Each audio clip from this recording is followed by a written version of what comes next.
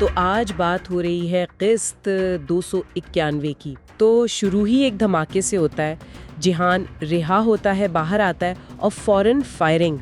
और सबसे हैरान बात, सबीहा वहां पहुंच जाती हैं और गोली खा लेती हैं, मतलब दिलान या बारान को बचाते हुए। दिलान तो बिल्कुल बिखर जाती है अपनी माँ को देखकर। जी, सबीहा का वहाँ उस वक्त पर होना और ये कुर्बानी देना, ये बहुत से सवाल खड़ा करता है। क्या ये वाकई बस माँ की ममता थी या इसके पीछे कोई और गहरा मकसद छुपा हुआ है? जवाहिर का वो स्मगलिंग वाला प्लान बारान को फंसाने का, वो फेल हो गया, तो वालिद साहब शदीद गुस्से में हैं। वालिद ने उसे सजा भी दी, काफी सख्त।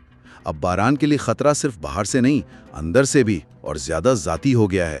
अब वापस हवेली आते हैं। सबीहा जख्मी हालत में वहां लाई गई हैं।